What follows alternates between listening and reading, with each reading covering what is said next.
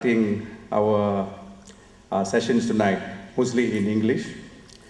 But if there are any of you who wish to address your questions or wish me to speak in the Bahasa version during question time, you're most welcome, and I will, inshallah, will try my very best to answer you in the Bahasa version. I'm afraid I'm only competent in the two languages only and none others. Now, ladies and gentlemen, if I could call, if you will forgive me, if I could call, the crisis in Perak began quite some time ago, and not this year. I would say that there is some historical background to this.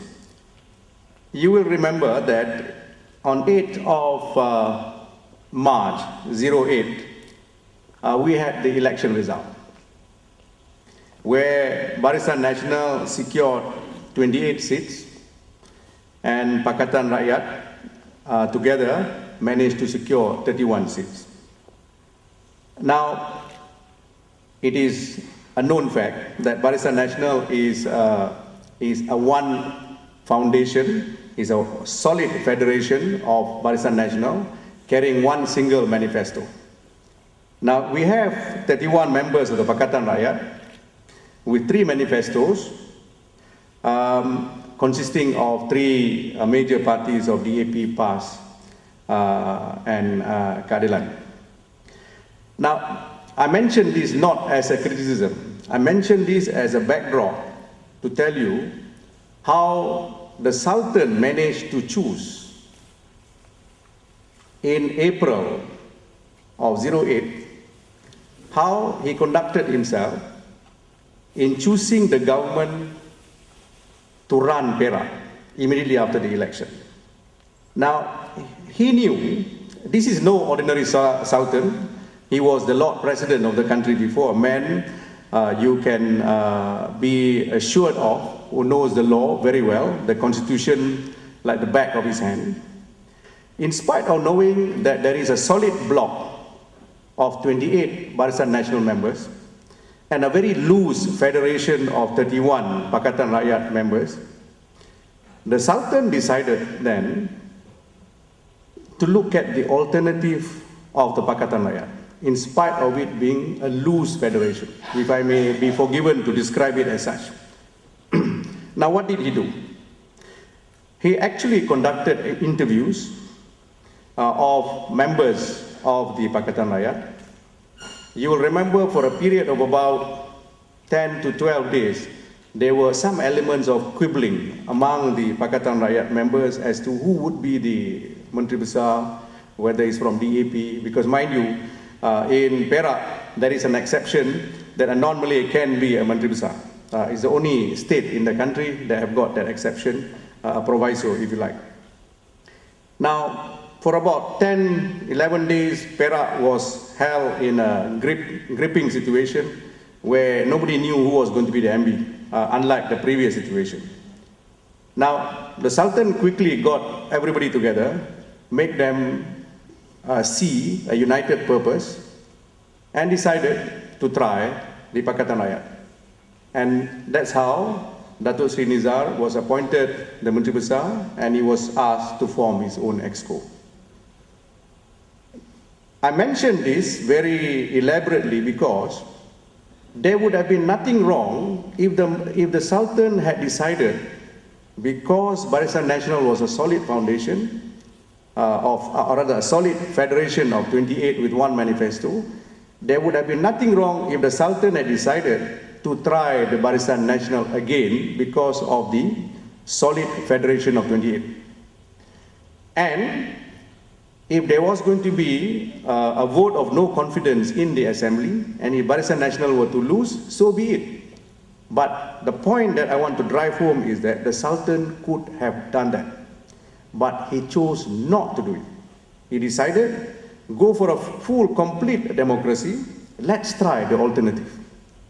Now, I want to share with you a little secret, because I was initially asked by some leading members of the Barisan Nasional to see if I could persuade members of the royalty, I wouldn't name who, in Perak, to consider if, to see if he would consider BN as the government. This was during the trouble period of the 11-12 days. I knew in my head that this is not the right thing to do, because there is 31 that seems to be forming a federation, no doubt loose, but nevertheless a federation. And I discussed with my fellow friends in the Barisan Nasional. They realized that that is the reality. And I said, when I meet these one or two royal persons, if we could leave it at that, I will state the truth. And I stated the truth to this person, and I said, legally speaking, you will have to consider the alternative, because they seem to have pulled 31. Numbers matters in a question of confidence. And that's what happened finally, the selection of the then government of Perak. Now, you will notice there was no objection from Barisan Nasional. There was no screaming, nothing. Everybody took it, although they have held Perak since 57, but everybody took it that we lost it. This time, we'll try again another time. Now, another backdrop, very important, is while this was going on in Perak, Terengganu and Perlis have their own political dramas. You remember in Terengganu, we have almost a complete sweep by Barisan Nasional, with the exception of a few seats. But there we have a problem of a different dimension, where the person who led the Barisan Nasional government, the previous Menteri Besar, who was the choice of the Prime Minister to be the Menteri Besar again, to lead the state, was not approved by the Sultan.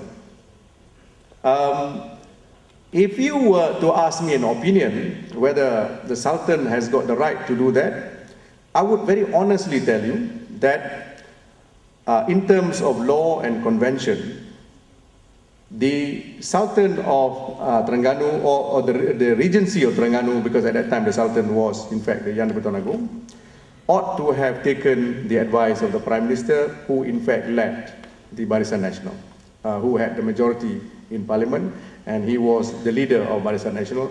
He should have taken the advice and appointed the previous Menteri Besar as the current Menteri Besar. But there you have a conflict. But fortunately, in a typical style of Barisan Nasional and the royalty, they managed to resolve it. They took an alternative person as the current Menteri Besar.